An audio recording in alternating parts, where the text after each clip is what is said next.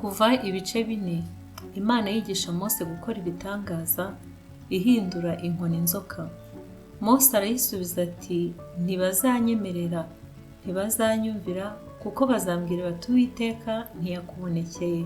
Uwiteka aramubaza ati, icyo ufite mu ntoki ni iki? Aramusubiza ati, ni inkoni. Aramubwira ati, yijugunye hasi.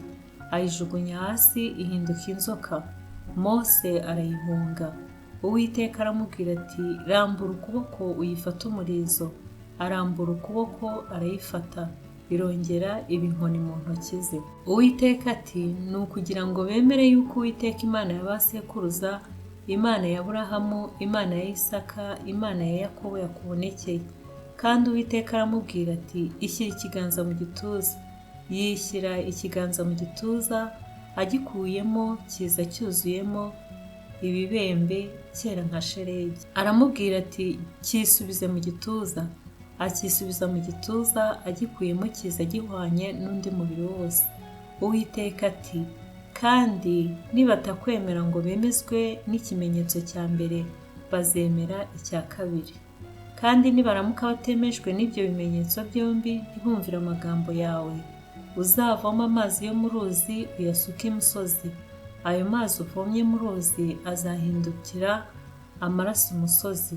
Mose abwira Uwiteka ati, Mwami, na mbere sindi ntyoza mu magambo, n'ubu nubwo uvuganye nanjye umugaragu wawe, kuko ntabasha kuvuga vuba, kandi ururimi rwanjye rugatinda. Uwiteka aramubwira ati, ninde waremye akanwa k'umuntu, cyangwa ninde utera uburagi, cyangwa ubupfamatwi, cyangwa uhumura, cyangwa uhumisha?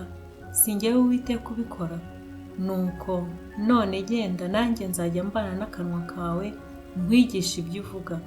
Aramusubiza ati, Mwami, ndakwinginze, tuma uwo ushaka gutuma. Mose yikongereza uburakari bw'Uwiteka, aramubwira ati, Aroni mwene so umulewi ntahari?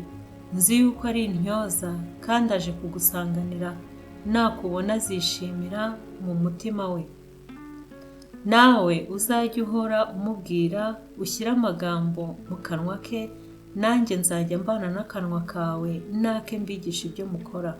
Kandi azajya akubwirira abantu, azakubera akanwa, nawe uzamubera nk'Imana. Kandi uzajye witwaza iyo nkoni, niyo uzakoresha bya bimenyetso.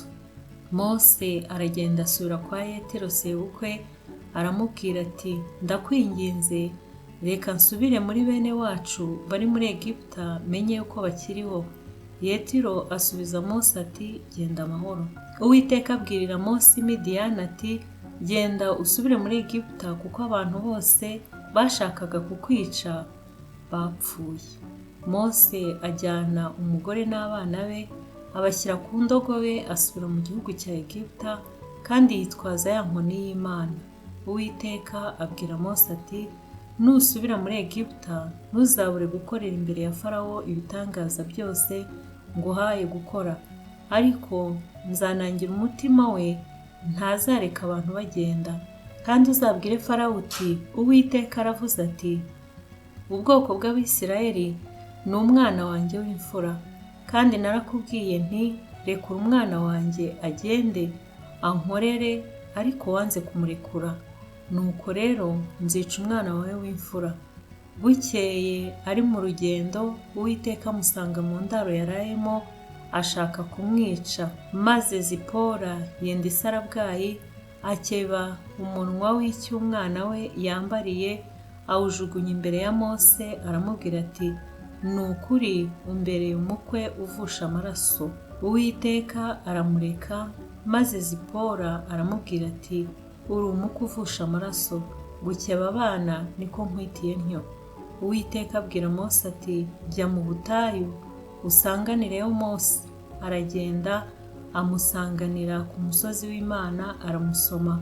Mose abwira Aroni amagambo Uwiteka yamutumye yose, n'ibimenyetso byose yamutegetse gukora. Mose na Aroni baragenda bateranya abakuru bose bo mu Bisirayeli. Aroni ababwira amagambo yose Uwiteka yatumye Mose, akorera bya bimenyetso imbere y'abantu. Abantu baremera, bumvise yuko Uwiteka yagendereye Abisirayeli akabona umubabaro wabo, barunama bikubita hasi. Mwakire neza ijambo ry'Imana. Shalom shalom.